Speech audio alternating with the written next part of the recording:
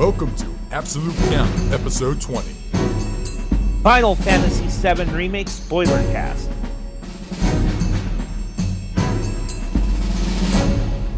Hello, and welcome to another episode of Absolute Counter. This is Darkscream. And this is Magus. So, Magus, 20 episodes. Yep, 20 episodes. Big 2-0. Not bad. Big 2-0. We've done a pretty good job, though. We've done the alright job. Alright, let's just get straight to it. You had some, news or games? Games. We'll start with games first. Okay, do you have any news? I do. Let's do your news real quick. Okay, that's why I asked news or games first. So we can find out whether or not we should open with one or the other. Okay. I'll start with the Evo news, in case people haven't caught my thoughts on Weeb N Talkin, but I've been laughing my ass off throughout the whole thing. Now, it was inevitable that Evo was going to get canceled because of the COVID-19 situation. And but they canceled it and then they repurposed it to be an online tournament. Oh. Here's the kicker. Almost all the games that were going to be featured in Evo, which are Sam Show, Smash Ultimate, Street Fighter V, they all have shit netcodes. It was going to be a hilarious catastrophe and a necessary evil if we want Japanese game developers to wake the fuck up when it comes to their goddamn netcode. Now, and almost like, I want to say a week and a half later, they actually changed some announcements, some things got switched around shit. The hilarious part, and while I did like this game a lot, I put it on my top 5 game of the year, its community kind of sucks, and I'm laughing at their faces. Because Smash Bros. Ultimate, with its crappy Wi-Fi code, was dropped entirely out of the tournament. All the other Evo games can still go, but this one got the boot. So we actually got some other tournaments games coming in to fill the spot. Well, I don't know if I would say fill the spot, but I actually am rooting for these underdogs big time. Skullgirls returns. Okay. Killer Instinct returns. And a game that came out at the end of last month that I've actually streamed about a week ago, Them's Fighting Herds.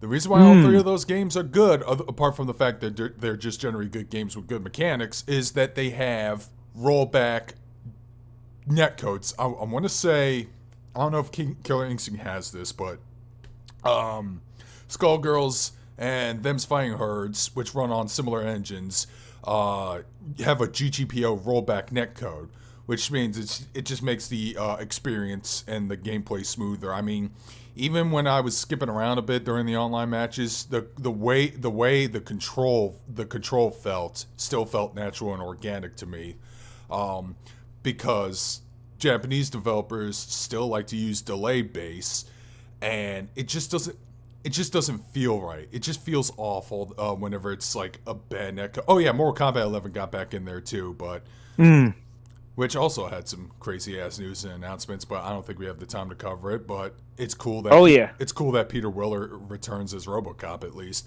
Yeah, I already bought that. I bought that pack. But yeah, even though I love Smash, I like rooting for underdogs. And Them's Fighting Herds, which used to be a My Little Pony Friendship is Magic fighting game. I don't know if you know the history of that game. No, not at all. All right, I'll try to be brief as possible. Used to be a fan-made MLP fighting game. Got cease and desist by Hasbro. Lauren Faust, who is credited for the creation of that particular series that everyone loves so much, was actually in support of the original fighting game, but she was disappointed that it got canceled, but then she went, hey, what if I came in and created some original character designs you guys use, but you could still make your game? So that's why if you ever look at Them's Fighting Herds, which is currently on Steam for about $15 base price, you would see it has a very My Little Pony Friendship Magic aesthetic to it. It's because she designed all those characters. Them's Fighting Herds, I think that was a title that was coined by Craig McCracken. But the game's really fun. What is it on? It's currently on Steam, but I am predicting it's going to have multi-platform releases. Who knows? Maybe Evo would push this game because its netcode it's gonna be one of the smoother looking experiences. I know. Evo. I'm actually kind of excited for Evo for the best and worst. This is gonna be great. It's gonna be like WrestleMania. All right. And the other news announcement. This one's personal to me. But the creator of Danganronpa is making a live-action FMV visual novel game called Death Come True. I haven't seen the trailer yet. I just literally stumbled onto this article 5 minutes ago. But, yeah, apparently, worldwide release on June 2020. I'm going to slap a fucking parentheses, question mark parentheses, because game releases have been okay for the most part, but there have been some delays here and there, so I'm taking it with a grain of salt until the game goes gold or whatever. But here's what Niche Gamer says. What the game's about. Okay. The story follows Makoto Karaki. After waking up in a hotel room with no memory, he discovers a tied-up and fainting woman in his room, along with a news report on the TV saying he's a serial killer. Alongside members of the Special Investigation Division, Kataki attempts to uncover the mystery around himself, the hotel, the bizarre guests and staff, and the monster relentlessly pursuing him. Yeah, this is going to be interesting. And it's from like I said, it's from the guy who made Danganronpa, who happens to be friends with the director of one of the games you're playing right now, and apparently those two are like working on projects together. So, that's interesting. Yeah, I'm actually pretty excited to pick it up. Going to get it for the Switch because visual novels are just more comfortable to play on a handheld, sometimes on a PC, but console I just can't do it that way.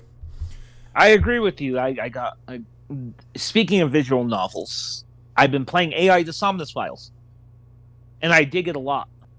You mean the Somnium Files? Somnium Files, yes. Yes. It's got a weird name. You gotta give me a break on that. It does, but there's meaning to it. Yeah. It's a solid game. I'm liking the story. I'm liking the puzzle segments. I'm starting to see how paths branch out. So it's pretty interesting. So, how many endings are in this game? There's actually, compared to his previous games, there's not that many endings. I want to say, let's see, there's that one. I want to say maybe 4 or 5. Okay. So would you say... Go ahead. But of course, in order to get the true ending, you gotta get the previous. In order to get the true canonical ending, you have to get the previous endings first. And that's how his games work all the time. Okay, I gotcha. So, how long would you how many hours did you put into it? I played that game for a week and a half maybe, and I think I sunk I had to be a little bit over 20 hours. I can always check how long to beat just to get the average. It shouldn't take that long. It wasn't a long game, but I didn't feel robbed when I paid full price for it, so that's a plus. Okay. And is the 20 hours in getting all the endings? Yeah. Okay. I think there's also a couple secret I think there might be a secret ending or two. I did get one of the secret endings, which was funny, but it's really nothing that spectacular or worth hunting down. But okay, they say main story is 24 hours, extra is about 27 and a half, completionist is 31. I guess that's like looking for every nook and cranny on every little detail. Okay, I gotcha. Yeah, it sounds like a game you can beat within a couple of weeks if you just sink a lot of time to it. Yeah. Yeah. Well, the other thing is I'm playing a game that I should have played at launch because I bought it at launch, which was 3 years ago. All right, let me guess. Is it Yakuza 0? Yep, and it's damn good. Oh yeah, that one will take you 100 hours. Oh yeah, I'm in chapter 4 and I've sunk about 30 hours into it already. Yeah, you are literally 1/3 done with the game. That is if you're trying to do all the sub stories, at least. That's I'll tell you a funny story. My fiance took over the game for me, not to play the main game, but when she saw that I was playing pool, she took over pool and played an hour of pool. Yeah, that game will do that to you. Yeah, I usually like streaming Yakuza sometimes, and I just like doing leisure things like playing pool, going bowling while conversing with the chat. I just think that'd be a more fun experience. well, I was thinking of playing Judgment next, but I don't know if I should. It's not tied to the main Yakuza story. The only thing they have in common is that they both take place in Kamurocho. Okay. And I think the Tojo clan's involved, but I don't know, or a subsidiary of it. I need to get back into Judgment, but that game is a slow burn. I will say that much. Slower than Yakuza Zero. And if you played Yakuza Zero, you should know how slow the beginning of the game can get. Yeah. Yeah.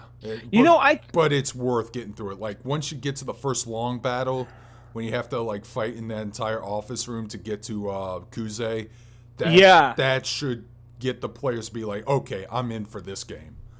Well, I'm in the Goro Majima chapters, so. Oh, yeah, dude. He has the better story out of the two characters in the game. He really does. That's how he became my instant favorite. It's just I didn't even know much about him before that. I didn't know he eventually becomes the crazy wild card wacko, but how he develops into it is actually pretty incredible. Yeah, it's pretty interesting, his story. And then I mean, fuck. Can we spoil it or no? You're only 4 chapters in. I don't see you spoiling too much. Yeah, he was thrown into a torture chamber for a rather long time. Yeah, that's not a giant spoiler. And I know that particular plot point actually tied into Yakuza 4 with what's his name, Taiga. So I can't wait. I've also been playing a little bit Yakuza 3. I don't know if I'm going to get that done anytime soon, but I can't wait to play Yakuza 4 and to get that perspective now that I'm a little bit familiar with Majima's. Real quick, let's talk about Yakuza 3, because that's the one that isn't the most popular, but I know its original release was bastardized as all hell. So, how do you like the remastered version? Well, I never played the original Yakuza 3. I've only seen gameplay and stuff. So I don't have that strong frame of reference, but what I've been playing so far, like I said, a bit of a slow burn, but I'm liking it. I'm still liking it. Okay. Yeah. Yeah. So I think I'm pretty set on that style of games because, like I said, I'm pretty sure you have all of them, correct? I do. That includes Fist of North Star Lost Paradise. Yeah, same here. I have all of them, including the remasters, and then I have, what's the other one I have? Well, I don't have the timeline spin-off games, Ishii Kenzan, and I don't have Dead Souls, and I never plan to get that game. Well, yeah, you don't need. What I mean on PS4, you have the mainline stuff. Yeah, I have all the ones that are available on PS4, which is pretty much all 7 mainline games. Right. And Judgment, and of course Fist of the North Star. And Like a Dragon, which is coming soon. Yeah, I don't know when we'll be getting that, though. I forgot what the date was, but I'm a patient man. I still have like 3 of these games to complete. Well, and that's 5. The one that turned into a turn-based game, which will be interesting. Yep. So, I don't know. I'm liking Yakuza 0 a lot. A lot of people say it's that, and they say Kiwami 2 are the best in the series. Yeah, I heard Yakuza 2 was the best in terms of storyline, and I could see why. And Kiwami 2, I had a lot of fun with, and especially with the new engine that I like a lot. Now you can actually go into buildings without a load screen behind them. Right. I usually like that kind. I usually like that quality of life immersion experience. What I'm probably going to do is I did sink in about 10 hours or so of Yakuza 2, but that was a couple years ago, so I'm thinking of playing this and then maybe going into Yakuza 2, starting a new game. Yeah, fair enough. Yeah. Yeah, if I play that next, I'm not sure what I'm going to play next after this. I think because I did I tell you I beat Fire Emblem Three Houses? Not yet. Yes, I beat it, and man, it's great. And I heard about the different paths, and it's interesting because the final bosses and the final battles and all that shit is completely different from house to house. That's cool. That actually encourages multiple playthroughs. I like games that actually, when they branch out in different paths, it feels different all the way through. And I also have the DLC with the fourth house. Yeah, I need to get that, but let me at least complete one playthrough.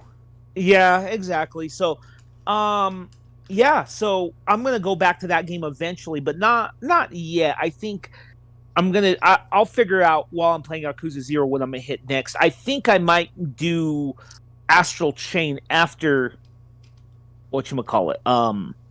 AI. The Somnus, Somnium. whatever. Somnium. Yeah, Somnium Files. Yeah, Astral Chain I heard is good stuff.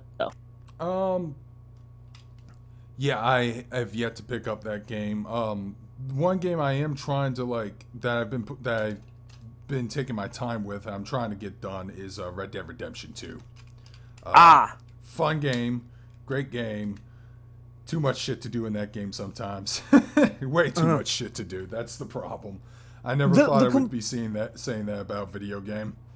the complaint about those games, and I need to get back into that because I do own it. But the complaint about that game in particular is that it's too slow. Yeah, it is. Okay. Like I know the beginnings is all the first chapter is pretty slow, but like I said, it like a lot of the missions are slow pace. Everything about its pacing is slow. Especially this is how missions would usually play out. You talk to a person, trigger a cutscene, they give you a job or whatever. Then you just get on your horse. You follow this guy autopilot. You know, at this point, it should have just been a cutscene all the way through. Then you get off the horse. Then you might have to talk to somebody else. Then you have to follow this person on footstep, and then listen to what he has to do. You may have to do some sneaking. You may have to play a poker game. Blah blah blah. Get some intel, progress the plot, and then have like a big 5-minute shootout at the end. That is most of the missions. There are some missions that do break that for me up a little bit. I know there was like this one mission where immediately I was in a shootout. I'm not gonna say what happens because that was a big spoiler. But yeah, it just on the story missions alone. Now think about the side missions. Think about the hunting.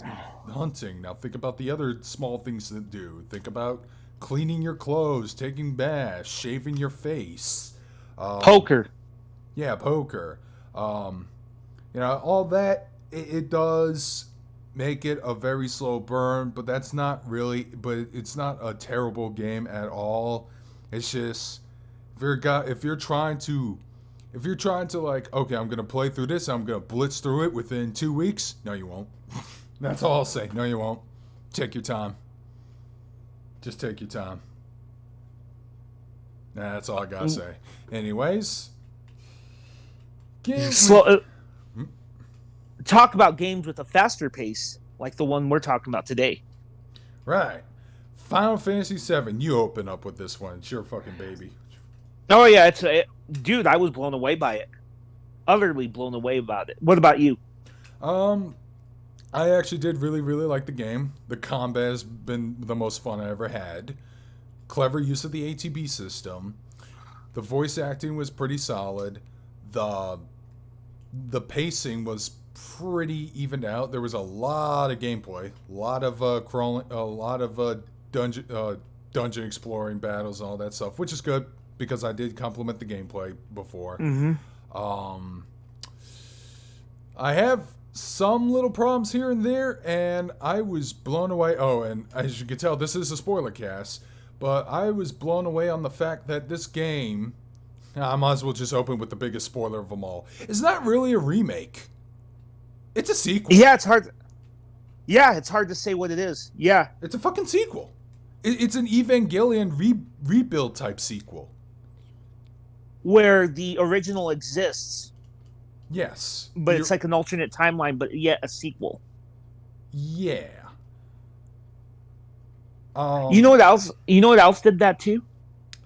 Besides And it's Evangelion? not a very no, it's not a very good movie, but it did it is the Dark Tower movie from a couple years ago, based off the Stephen King books. Oh, okay. I thought you were going to say Star Trek 2000. No. And there's going to be a spoiler, but people didn't like the ending to the Dark Tower books. But in the end of the final book, the main character reaches the Dark Tower, and when he reaches it, he opens the door that he needs to.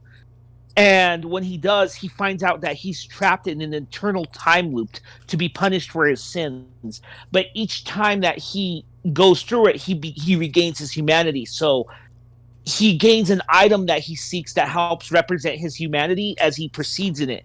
In the movie, he has that item. Does that make sense to you? Oh, okay. So he already has so he's already been through this before. You just had to read the book. Yeah. Yeah, that does make sense. I got nothing else to say about that. I didn't see the movie. I didn't read the book. I don't care. No. But it's kind of that same element though that this FF7 remake's going to do, because there's some questions I have. One thing I'm not sure about is the Zack stuff, but I will tell you this though, is Big surviving was a big deal. Yeah. Big surviving. If you look at the ending cutscene, you see Jesse's gloves and headband. It's possible she might have survived. Wedge's fate was ambiguous. Wedge's fate was big. Okay, that was the interesting part. Okay, we're going to be all over the place with the spoiler, but let's start with Wedge. In the original game, he just pancakes to his death. Getting knocked off of the tower. And I was expecting that until he pulled out the grappling hook, managed to cushion himself from the fall, still stayed up for a while, and even did some heroic shit like convincing the Shinra guards to evacuate most of the citizens before that plate dropped.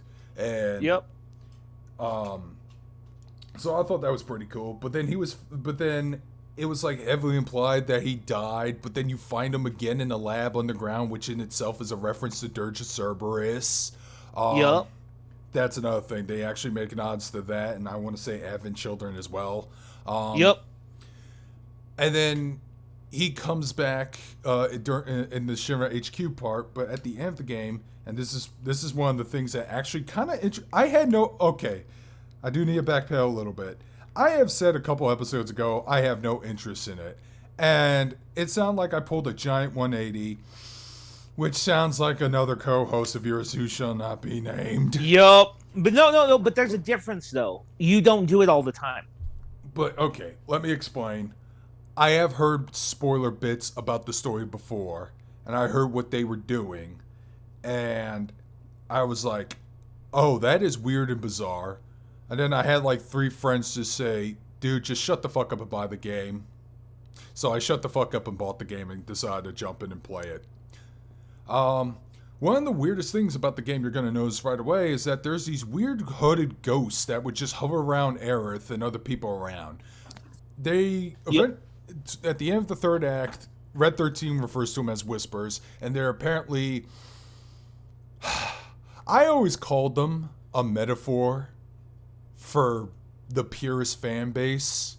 The ones who don't want to go in a different direction with this game. They just want the same game, but with better graphics and it's metagaming. It's a meta commentary.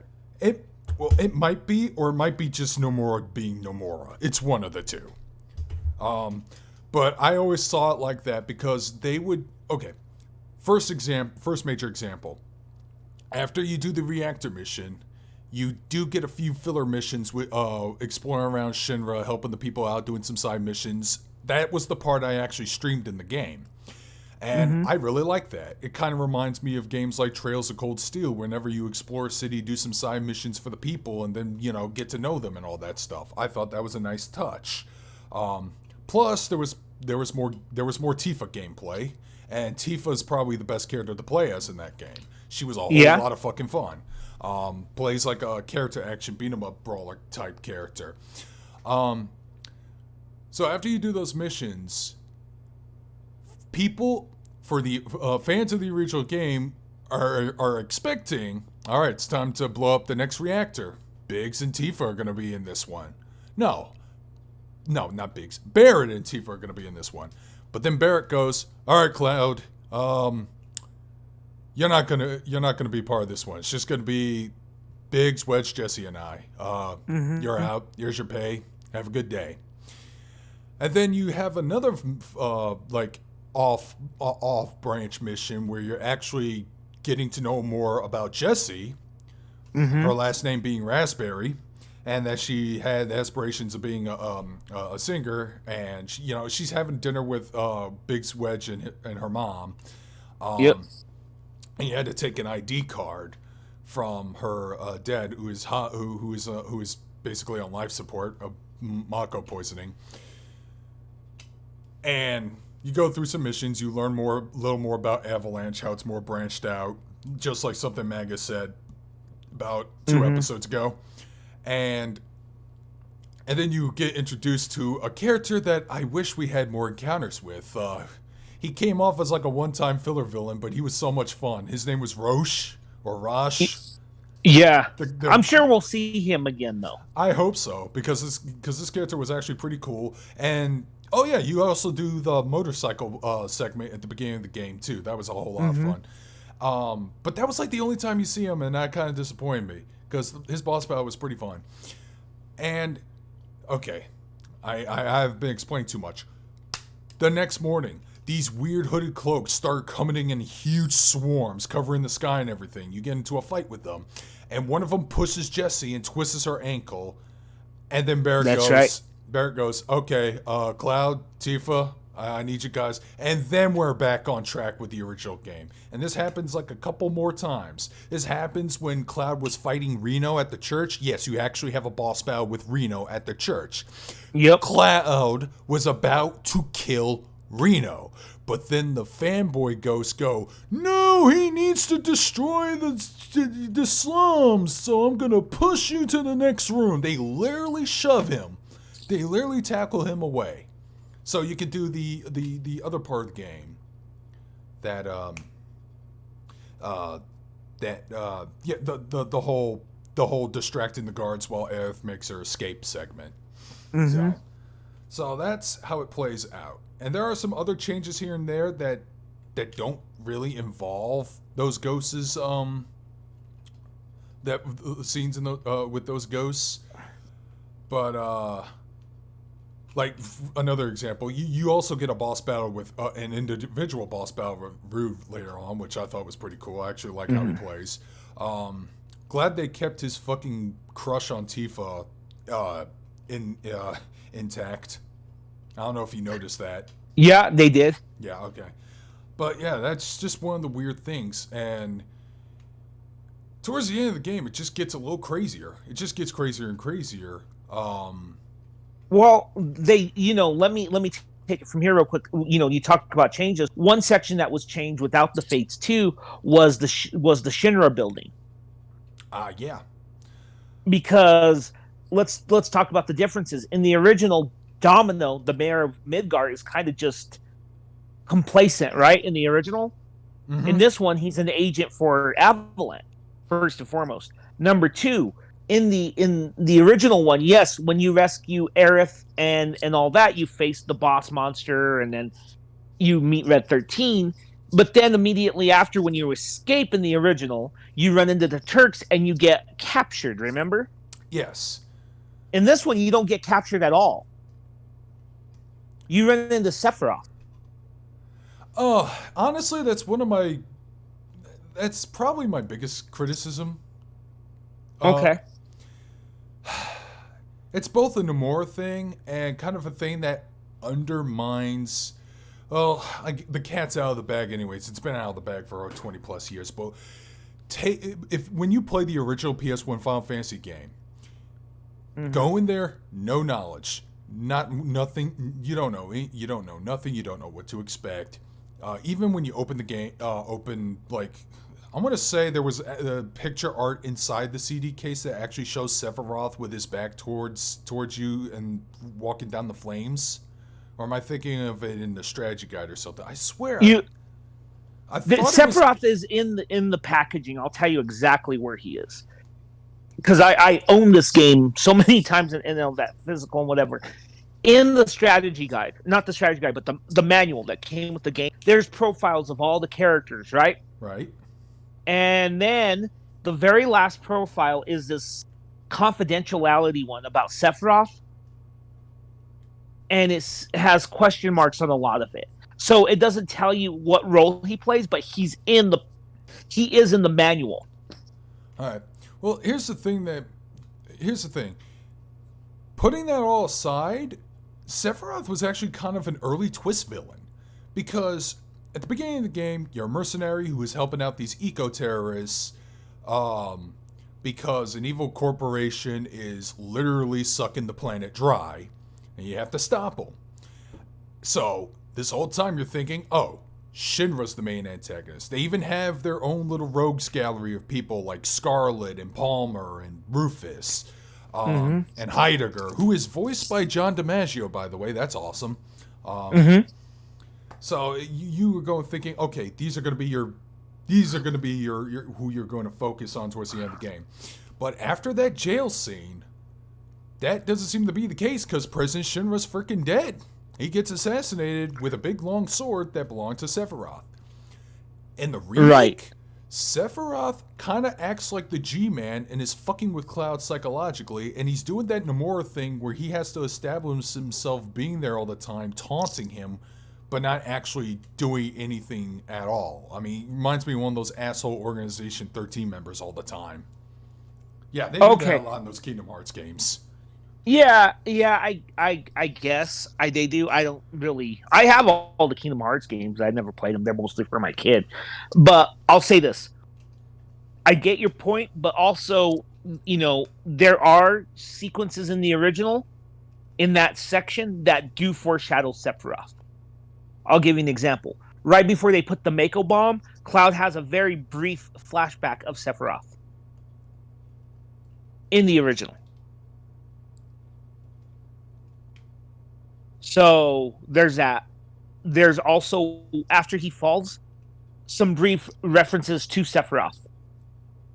Right before he meets Aerith after the church. So you could say they expounded them, but I get your point, though. But they have those in the game, but they're more subtle, if that makes sense. Yeah, the ones in the remake are more over the head, are way more over the top, and and another thing, like, people who probably don't know, who haven't played the that's the thing, man. It's going to be interesting perspective for people who have not played the original PS1 game, who just jumped right into the remake. Which, by the way, I recommended our guest host last week. I said, okay, I beat the remake. You should probably play the original game when you have time before you jump into this one. I actually told them that. Because, who is Sephiroth and what does he do? Now, don't answer that. You already know the answer, so do I. Yeah. But in the context of this game particularly, we know he has something to do with a meteorite, but why? And he did capture Genova. That was actually something that was hinted at the that was actually in the epilogue of the game. But I guess we'll get answers in Final Fantasy Reunion or whatever. That would be interesting. Yeah. Well, I guess why they did some of the Sephiroth, because it shows Cloud's fucked up psychological state. So there's that, and then there was flash. Let's talk about the flash forwards, though. What did you think of those? They're nice. They're well done. They might be showing us that because they may not happen after all. Yeah. I mean, Well, if you're going to tell the story in some context, some of it needs to happen. yeah, I know that's the thing. People have question marks on where the direction of this game is going to go because at the end, you literally have to fight these fake guys, and then you get into a big old Final Fantasy, a big old grandiose Final Fantasy battle, like a really, really big boss battle that actually feels like the final boss of something, you know. And it was pretty fun. It was pretty exciting. Everyone gets involved, including Red 13, who is not a playable party member, but he does act as a guest party member, has his own attacks and everything.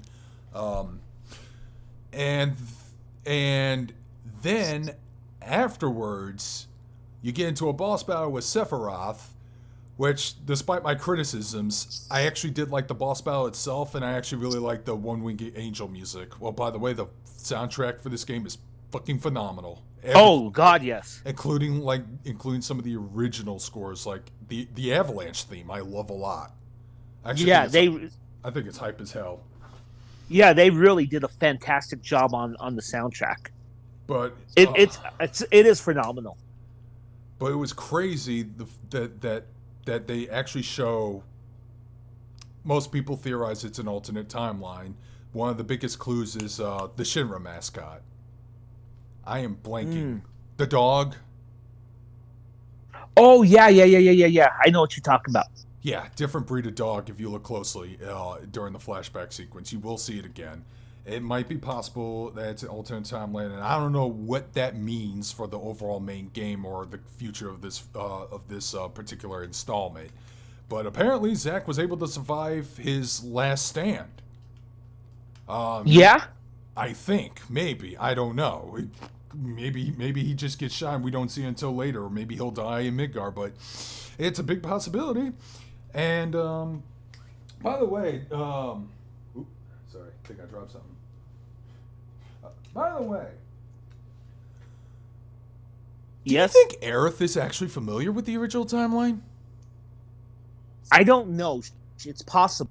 She leads herself on to know more than she knows more than she leads herself on to be. Yeah, that's saying. a good possibility.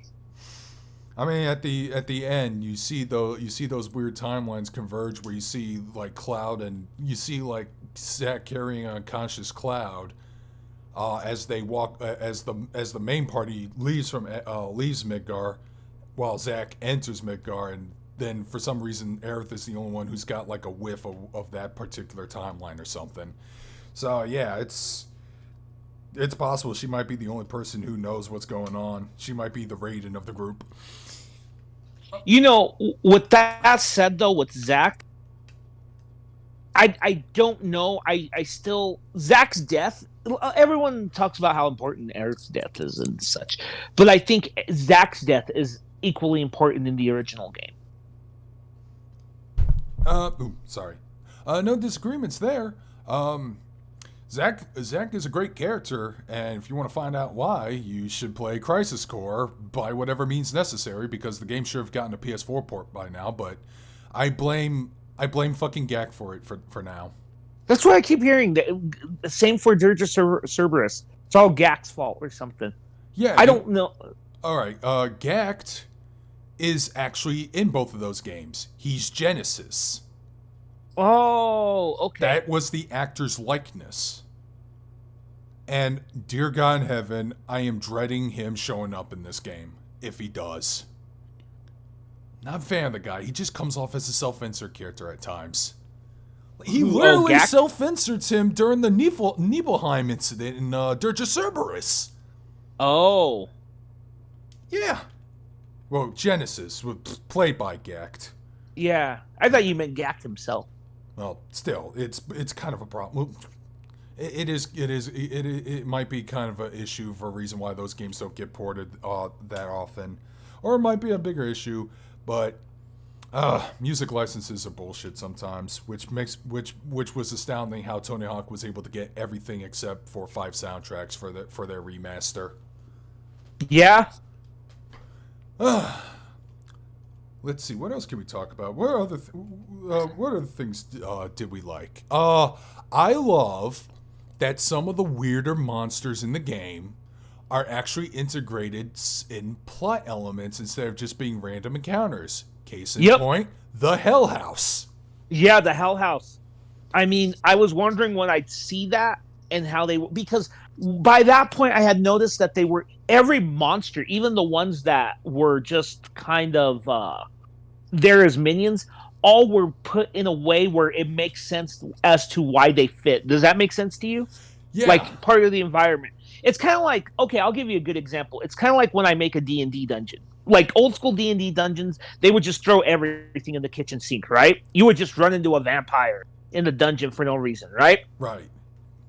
In my D&D campaigns, if it's an environment being run by orc goblins, you're mostly going to run into orcs and hobgoblins, and maybe something that's part of it special that has a contextual, and all of a sudden, you kind of crapped out there. Could you repeat yourself? Okay, so you won't fight a bunch of orcs and fucking hobgoblins. Yeah, because you're suddenly in an orc dungeon. Yeah, exactly. And there's always a reason as to why they're there. And that's what Final Fantasy VII Remake did. Everything had a contextual reason for being there. But my question is, how in the hell did fucking Don Corneo and his men were able to even A, find a Hell House, and B, secure it, just in case they need it for this particular battle for the Coliseum? I don't know. That's just, I'm pretty sure it's going to be... Oh, yeah, I heard there was like some sort of compendium or something that came out in Japan about the Final Fantasy Remake for like liner notes. It's probably explained in there. That leads me to question number 2. And I'm not saying it's a flaw or anything. It's just, I do have questions. I don't need them answered that badly. I'm just mildly curious. But how did Don Corneo's men able to tame themselves a Tonberry? You remember that mission? No, I don't think I did that. You didn't? Oh, okay. Let's see if I remember how you talk to Madam M when you're back at the wall market after the plate drop incident. Daytime. This is where you do all the big side missions, all that stuff. I think Madam M triggers this request. She goes, Don Corneo's men are looking all over for you, especially a big guy with a machine gun for an arm. They were heading towards the sector. What was it? Sector 6 slums that's Aerith living in. Sector 6. They're going to Sector 6 slums towards a place with a lot of flowers, and then they all go, "Shit, we need to go back there." And you do. You go back to the little dust arena where you fought Rude. That's where those thugs are gonna be, and then you confront them, and they're like, "Yeah, we got a surprise for you." And they bring out this little Tonberry with his little Tonberry lantern and his little Tonberry knife. And he's just like slowly walking towards them. And one of the thugs is talking to it normally. He's like, "Make sure you chop these people up real good. But make sure you save the faces. We need them so the boss can identify them." And then you have a boss battle with the Tonberry. Well, boss battle, whatever. The people who aren't familiar with Final Fantasy VII are gonna be like, why are you concerned about that? While experienced Final Fantasy fans who are looking at this are probably doing the Jordan Peele flood of sweat right now. Clearly. Yeah, and he can and will insta-kill your party members like there's no tomorrow. I'll say this. See, things like that add depth to it. I'll give you another example. On the way, in the original, when you go to Aerith's house, on the way there, you do run into bandits, right? Yeah. Wait. In this one, they explained that area was home to a group of bandits and even had a little subplot with them. No, I thought you ran into the bandits coming from Aerith to the wall market. Oh, yeah. You're right. My bad. And that happens in the original game, too. Yeah, okay. But in random battles, not in story. Well, Both. They do have a story reason to be there, but Yeah. and they actually do have like their own set of bandits. I forgot their names already, but they're basically freaking Fisto North Star throwaway villains for an episode for Kenshiro to kill. They literally are almost exactly that. So it's insane. So did you notice that the game actually has like hidden, like branching paths depending on what you do and all that shit? Yeah. So Yep. So most of these things most of these things do pay off in the big Corneo mansion scene. Mm-hmm. So real quick, what did you think of Wall Market before we go for? Little too clustery with its layout, making it a little difficult for me to just find certain things. But other than that, I thought it was pretty cool. I'm glad there was a couple mini games and stuff to do at least. You could do more Coliseum battles. Of course, I'd be down for that. There was also the workout mini games, which I thought were pretty hilarious. But Tifa's like pull-up mini game was a pain in the ass. I got it done, but it was a pain in the ass. Right. I don't know, man. Squats? Oh yeah. The first two guys you face in the squats, they kind of remind me of Charlie Haas and Shelton Benjamin. Oh shit. Oh, you seeing that too? Yeah. I just thought it was a silly observation. I got to deride. We got some sad news this week about Shad Gaspard. Were you familiar with his work? I'm not, and we even got more sad news. What was that? Hana Kimura. Apparently, she was a reality show star and a wrestler, committed suicide due to cyberbullying. Yeah, that's what I heard. Yeah. I am not familiar with Gaspard's work. I don't keep up with a whole lot of modern wrestling. Everything I know about modern wrestling at this point is what Corny tells me. Yeah. Because I've been listening to his podcast most of the time. But he did bring up Gaspard, but I was only half paying attention because I was distracted with the job I was working on. Gotcha. Well, anyway, back to the game. So Wall Market. What about the dancing mini game? It's visually nice. It's a little silly, which is fine because I want some of the silliness of Final Fantasy, of the original Final Fantasy, to make its way into this game. I don't want it to be super duper serious all the time. In fact, I'm hoping there's still that like boat infiltration mission where Barrett has to dress up in a goofy sailor outfit. That's right. It's gonna be great if they were able to keep that in. But I don't see them making a spin-off game using that mechanics because it's not in sync with the beat, dude. Yeah. Visually, like I said, visually looks nice, and I've been using mostly my eyes in order to time the prompts, not the music. But like I said, it's not visually in sync. Okay, speaking of music, though, did you get all? How many of the music tracks did you get? Lost count, but I doubt I got all of them. I don't think I got all of them, but I got a shit ton too. I think you can actually find out because you can play individual chapters after you beat the game. And they'll tell you what stats you have and all that shit, and whether or not you complete it in hard mode. That's right. You're absolutely right. And I think I did every available side mission in the game. The only things I really didn't do was I didn't do the Bahamut fight to get the Bahamut summon because that required you to do almost all of the Chadley assignments that he has for you, like master all the material, do this many times. Mm-hmm. And at that point, I was like, I am ready to wrap this up. I was ready to wrap it up before I climbed up the walls.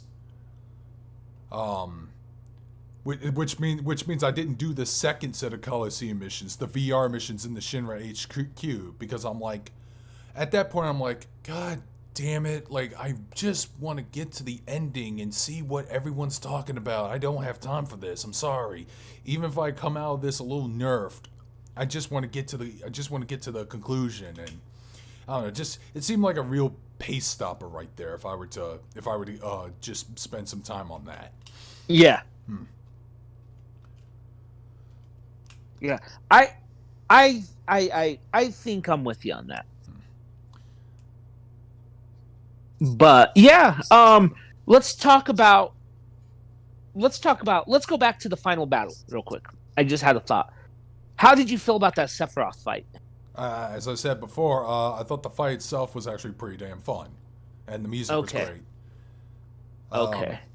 Might have been a little too early to fight Sephiroth, narratively speaking, but okay, fine. Because when you think Final Fantasy VII, you think Cloud and Sephiroth. But to be fair, is that really Sephiroth? If you refer to what I'm referring to in the original game. Oh, right. Yeah, because as we all know, in the original, the Sephiroth that kills Aerith, people forget, is not Sephiroth. It's just a clone, right? Yep. Right. It's possible. Yeah. It's possible it's one of the clones, or whatever. But it's still contextually kind of the same thing. Yeah, I suppose. I mean, I still think it was just a little too early to just take on Sephiroth. I thought it could just stopped with the giant whisper fight. Okay, so real quick, I think we're running low on time, but I have a question for you, my friend. What scenes are you looking forward to see redone in the second part? All right, if they at least keep the important stuff intact, I did mention I want to see Barrett in a sailor outfit because that'll make me giggle, and I think it'd be hilarious because Barrett's characterization in this game was fucking amazing. I loved it. Loved every second of it. He was also pretty damn fun to play as, with his machine gun and all that shit. But obviously, I want the gold saucer. Oh yeah, that's obvious. The one-on-one fight with Barrett and Dine. Yes. I don't even know they'll get to this far in the second part, but definitely want to get to Sid because he was one of my favorite party members. Okay. Unfortunately, how old is that guy again? Oh, you probably already remember, but I'm just gonna test you on this one. How old is Sid? I don't recall. Well, can you take a guess? A guesstimate? Maybe early 30s, late 30s, 40s, maybe. All right, he's 32. Okay. Same age as me. Okay. So that's 30-year-olds according to Japan. Fair enough. For 30-year-olds that act like they're 50-year-old men. No, that's according to Japanese. That's 30-year-olds in a nutshell right there. Jesus. Oh shit! But you know what? I'll say this though. I think Sid is pretty interesting. Yeah, I think Yuffie and Vincent aren't even going to be. People forget those characters are supposed to be hidden party members. They don't even show up in the final cutscene in the original game, but because they were canonically integrated into both Evan Children and Fuck, there's even a game starring Vincent and Dirge Cerberus. I have a feeling we'll run into them because if we don't, there's gonna be some pitchforks and torches and Molotov cocktails, but I think they're not gonna be hidden characters. I think the next party member we're gonna have is Yuffie. Well, after probably doing a mission 2 involving Red in order to find out how he plays. Yep. Let's see, what else do I want to see? I don't even know if we're gonna see Hojo at the beach. That was a weird scene. Especially how disgusting of a human being he really is. Yeah. We didn't even talk about him. Oh, dear God. Yeah, they fucking... You know what? He's a disgusting... Not only is he physically disgusting, but he's a horrible human being. Trash. Like, he suggested... When Aerith was captured, he suggested, oh yeah, we could probably reproduce a new Cetran spawn. Let's just get one of our soldiers to fucking rape and impregnate her. And almost every member in the Shinra board was like looking away disgusted. Yeah. Almost every single one of them too. When they heard that. Oh, Rufus. We forgot to talk about Rufus. Oh yes. I was kind of disappointed we didn't spend a whole lot of time with him. But you know what? He's a lot more ruthless than he is in the original. Oh, dude, yeah, he was fun to fight. His play style is amazing. He's got this. Yeah. He's got the badass gunslinger nailed to a T. Um, but yeah, he only had like a couple lines of dialogue, which are pretty good. He's like, "Oh, you're a soldier now. That means you're my property." It'll be interesting to see how he plays out. Oh yeah, definitely looking forward to him. Um, I am also looking forward to Tank Ceratops. Yeah, yeah. Imagine what they're gonna do with all those monsters. Oh my god, there's going to be a hilarious side mission narrative on that one. Um, Chocobo racing, that might actually be fun in the Gold Saucer. Yep. Oh yeah.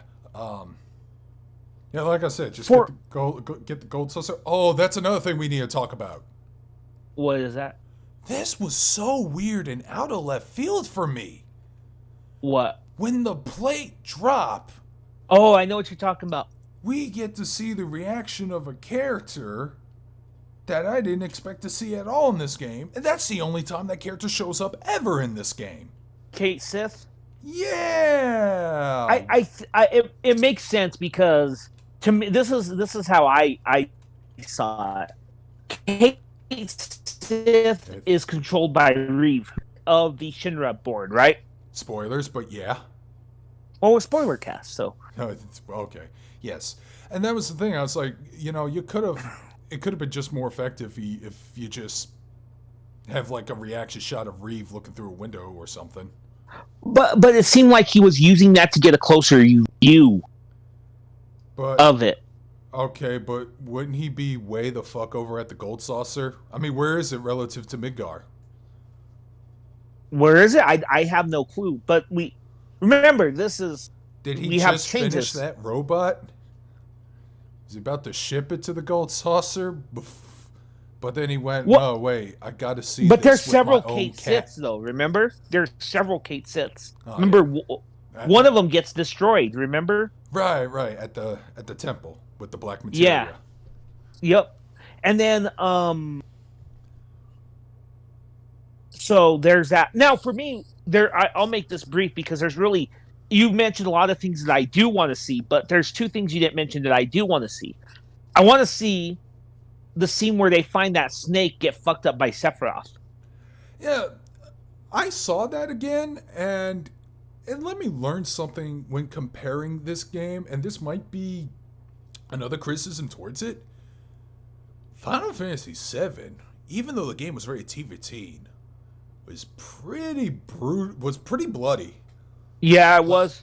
Like we mentioned that the captured prison scene was not in the remake. Instead, you just go through a bunch of labs and being fucked around with Hojo, which to me it was a lot of fun. Again, more combat gameplay, which was really nice. And you do switch between two party members. You switch between the boys and you switch between the girls.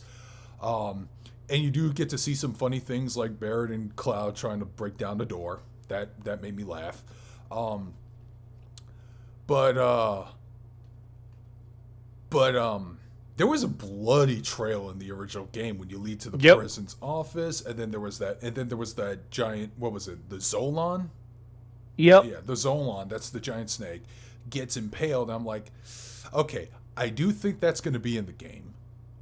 Okay. I hope it is, but I have a feeling it's not going to be as horrific. Yeah. It's going to be so nerfed, man. It's not going to make me go even though like that shot is supposed to establish just how powerful of a person Sephiroth has become. Yeah. Because before that, I'm pretty sure you had to fight a Zolon. No, you didn't. You didn't have to fight it. You have to actually get a chocobo. But you did need. But you do encounter. But if you don't, you do encounter it, and it is not a good time. No, it's not. No. So yeah, that tells you something. Right. What was the other thing that you're looking forward to? The story that Cloud tells Oh, the Nibelheim about flashbang. the Nibelheim, yeah, his version of the Nibelheim incident, which isn't the real incident, if you recall, but Man, his version of the Nibelheim incident is going to be great. part of me thinks that there's going to be some big changes in that regard. I don't Yeah? know why. Maybe, like, that was another thing. Hojo almost spoiled one of the big twists, and once again, those time ghosts literally shoved him into another room like they did to Cloud when he almost exterminated Reno. Oh, that was another thing, man. The Turks are great, even though I do like the fact that they're that at least Reno is questioning like whether his actions over the plate drop, and they had that interesting discussion with Sung and Rude. Yeah. But yeah, ooh, lost train of thought there. What were we talking about? I forgot. Oh, the Nibelheim incident. Oh, the Nibelheim is it? Yeah. I don't know, man. That's so. I might be expecting some big changes. Who knows? You know, because the whole timelines have got all screwy Louie and all that shit. God, it has been like 2 weeks since I finished the game. I'm not gonna lie. Should have done a warm up. By the way, did you know there's actually another affinity scene, in the game, before you start the mission to rescue Aerith? You know that scene where you talk to one of the party members outside in the middle of the night? Yeah. Who did you talk to? I don't recall. Well, okay. For me, it was Tifa, but you can also talk to Barrett as well. Okay. Yeah. So that was an interesting touch. So they actually have subtle branching paths, and obviously, I went for the sporty outfit on Tifa because I thought it would just fit her character the most. What did you get? The exotic one? The exotic one, yeah. That's her original blue dress. So that's good. That's fine. Oh yeah, Tifa is such a great character too in that game. Bought a fucking plushie of her. Expensive. Oh, you did? Yeah. Okay. Yeah, it even makes poses and stuff. It's pretty cool. Huh. Mm. So I think it's safe to say that in the end, I think it's safe to say that we like this remake a lot. I do, but I still don't know how to feel about the future just yet. I may have to wait till a big trailer comes out. I'll just have to work it from there because, like I said, you know, on one hand, some of the changes they made, they were fine when they stuck to the original game moments. They were probably the best moments of the game. And like I said, the gameplay is great. Soundtrack is apparently 7 discs long.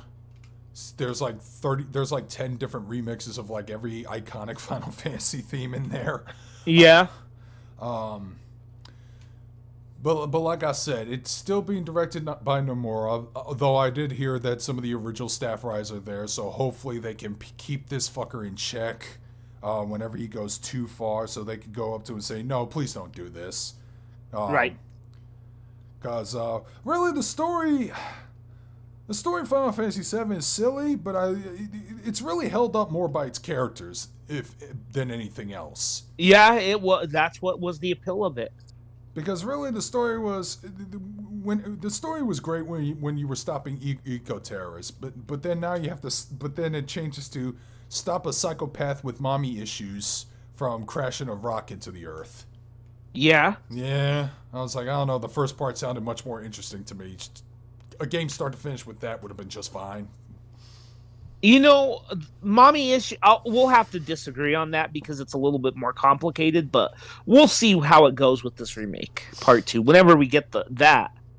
I always thought the opening notes to that boss battle theme almost sounded almost in sync with the Psycho theme. Yep.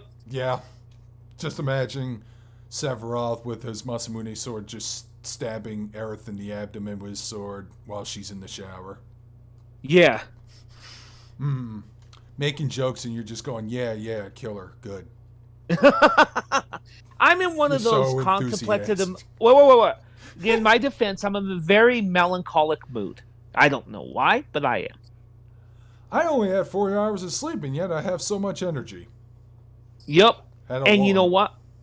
long D&D Yeah. session. Oh, you got a D&D session? We do it every Tuesdays, but occasionally we'll have we'll have a Saturday. But I'm actually gonna see if we can beg to not have another Saturday. Just stick with Tuesday this week. Is this an online group or a real group? Online group. Who you play with? Martial artist, dude. Your typical hot-headed, stoic, kung fu asshole. My character's gone through a lot. Of emotional ruts. I don't even want to go into details about that. We'll talk about. We'll have to do a D&D show sometime or something. Man, I am down. If I can get an Elgato, get it to work on my computer, stream off of the Switch. Gotta do a fucking Divinity Original Sin campaign with you, me, and probably one of our boys like Yete or something. Yeah. Because I am continuing to push that game on everybody because Original that Sin game's 2 good. Is really fun, and I thought doing a live stream of it and showing more off and see how it feels just to do a four player experience. I just want that experience. I miss playing multiplayer games with up to 4 people nowadays, man. That's just something that just disappears with along with the rest of my goddamn childhood. I think that you can still do it to a degree. Well, to a degree, and by to a degree, I mean like maybe 2 more people, but not 3. Yeah. Yeah. What about real quick? Did you get the Trials of Mana remake? No, I played a little bit of the demo. Heard good things about it, except for the voice acting. Yeah, I have it, but I haven't played. I heard one of the clips of the voice actors, and yeesh. That's all I gotta say. Is it? How bad would you say? That's probably what you were hearing when your first initial thoughts of the first Trails of Cold Steel was. Okay. It was pretty abysmal, but that was just one character. I don't know. I have to listen to the rest of it. But everyone was saying that the voice acting was all that good. But yeah, Final Fantasy Remake, great game. Agreed. I would give it a recommendation. But if you want to go into this blind, I suggest picking up the original game first. I'm pretty sure there's some weird additional things they did in order to streamline it for newbies who don't like some of the more, how should we say, complicated or technical things. I don't know. Were there any have you played any of the updated versions? Have they have any like additional options or something? Yes, they have a speed up. All of the Final Fantasies particularly the PlayStation ones, all have quality of life updates. So, for example, you can speed up things. You can have no random encounters. You can have a god mode, stuff like that. A god mode. Yeah. As in, you're invincible altogether all the time. And limit breaks are infinitely filled up. Wow. Okay. Wow. Okay. You know what? Yeah, there's no excuse for anyone to not play this game, even if you suck at RPGs. Play the original Final Fantasy VII first, and then jump into the remake. I don't know if I want to push Advent Children on anyone, because Advent Children was kind of the reason why I hated Final Fantasy VII for a while. Because the characterization of Cloud sucked. And I'm so glad he didn't suck in this game. I actually really like Cloud a lot in this game a lot. Yep. Oh, yeah. Like, he was like a weird, stoic guy who's trying to be cool, but he just comes off as awkward. Aerith tries to give him a high five, and he's like, I don't know what to do. You know, that's where the emo Cloud came from, was Advent Children. Because even in the original, he was not emo, quote unquote. To be fair, like, you can probably have bizarre... They probably have characterizations, but without voice acting, whatever, like, your imagination might fill in the gaps, and you may actually have a different perspective on who Cloud was initially compared to what another person had at the time. Have you ever had that conversation with somebody? No, I haven't. We should have it sometime, though. All I know is that Sid swore more than Barrett, if memory serves right. that's one thing I need to address before we go. You know, there's so many. One of the complaints, other than it's quote unquote being incomplete, you've heard that stupid argument, huh? Even though the game is equally as long as the PlayStation 1 game Yeah. altogether. So, again, it's like, altogether, this is just an 8-hour experience if you just play the OG game and then Remake. Yep, pretty much. But I'll say this: one of the other complaints is there's too much profanity. Did you play the original game, you dumb fucks? Yeah, dude, like, they had bleeps. Oh, you should. Okay, so if you played it in 1997 when it was originally released, Yeah. a lot of those bleeps weren't there. The actual words were. Oh, so there were actual F-bombs. There were no F-bombs, but there was a lot of shit in it. Okay, I remember a hybrid of both. I remember seeing Bear going shit, especially when the sector plate dropped down and he was at his lowest. His fucking buddies were dead. But I also remember seeing the bleeps. When I was a kid, I didn't know what that was. Even though South Park was around at the time, I didn't have the cable service for it. So, but then that's when a friend of mine on the school bus told me, "Oh yeah, they're cursing a lot. It's just them going those bleeping mother bleep bleep bleepity bleep bloops."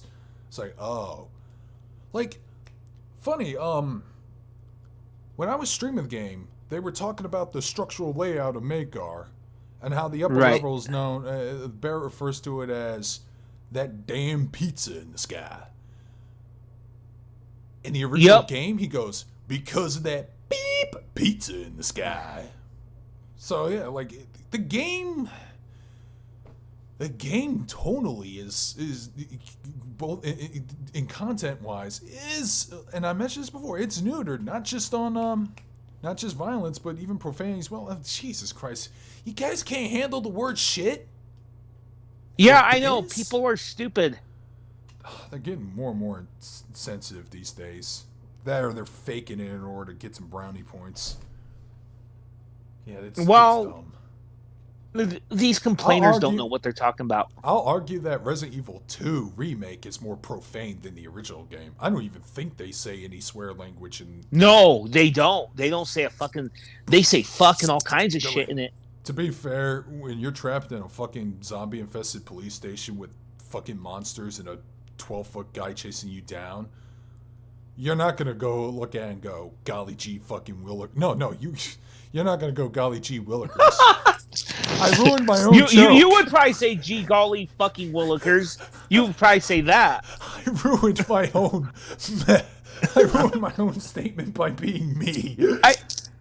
Oh shit! I think this is a good point to leave off, man. Oh man, I don't know. Let's go on a high note. It feels like I haven't talked enough about Final Fantasy VII Remake sometimes. It really doesn't, because there is so much to discuss. No, you know what? You know what? This is my second spoiler cast. I did one with Xander. Oh, and I still haven't covered everything. He hasn't uploaded it by the time we record this. No, I don't think he has. I'll have to talk to him. But yeah, we've done one on Blast Podcast. Oh. And I still feel we haven't talked enough about it. All right. I've talked about a few different things that I didn't touch, but you get my point. See? Yeah. So all right. Well, yeah, this is a good time to stop. Make sure you check out Magus's channel, youtube.com/MagusX1. He does rants, I think. Make sure you check out my Twitter. Make sure you check out my other live stream service, Weeb N Talkin with Sir Squiggleton and I, where we just sit around and, just talk about stuff. And then I also have the video game streams almost every other week or whenever there's a game of interest that comes out to me, and I'll stream it. It'll be called Weeb N Gamin. So, that's all I got. What about you? I got nothing. All right. With that, this is Darkscream. With that, guys, thanks.